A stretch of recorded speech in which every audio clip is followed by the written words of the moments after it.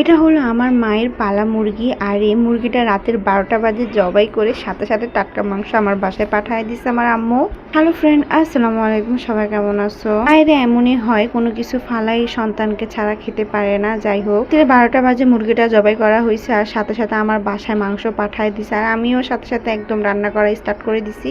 আসলে টাটকা মাংস খাওয়ার মজাই কিন্তু আলাদা। এটা একদম রাতের 12টা বাজে রান্না বান্না করা স্টার্ট করে দিছি, মানে যাতে একদম টাটকা টাটকা খেতে পারে। আর এখানে মাংস একদম অল্প, মুরগিটা তো দেখছি কতটা ছোট, অত বেশি বড় হয় নাই। আম্মু একটু রাখছে আর আমার জন্য একটু পাঠাইছে। আমরা যেহেতু মানুষ দুজন, আমাদের এখানে এতটুকু হয়ে যাবে। যাই হোক, তা আমি এটা একদম সুন্দর করে রান্না করা স্টার্ট করে দিছি। তবে আমি এটা আজকে এমনি রান্না করব না, সাথে আমি একটু কচুর মুখি দিব।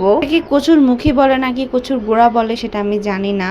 যাই হোক, তা আমি আজকে এটা দিয়ে রান্না করব। সেই জন্য আমি সুন্দর করে আগে কচুর গুঁড়াটাকে মানে পরিষ্কার করে তারপরে ভেজে নিয়েছিলাম। আমাদের এলাকাতে এটাকে কচুর গুঁড়া বলা হয়, কোন কোন এলাকাতে কি বলা হয় আমি জানি না, বা আমার জানা নাই।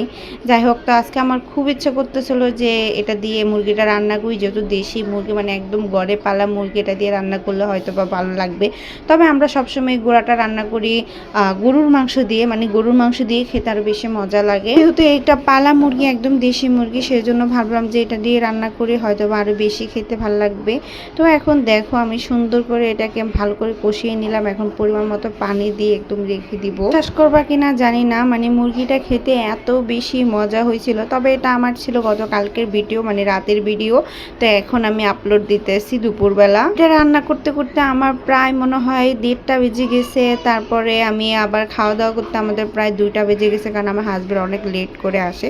তো সেজন্য খেতে খেতে অনেক লেট হয়ে গেছে, তার ভিডিও আপলোড করা হয় না। তাই ভাবলাম যে আজকে দুপুরে আপলোড করে দিই। যাই হোক, দেখো এখন আমার সব রান্না বান্না হয়ে গেছে। এখন আমি তোমাদেরকে দেখাচ্ছিলাম মুরগির কালারটা, শুধু দেখো কত সুন্দর হয়েছে।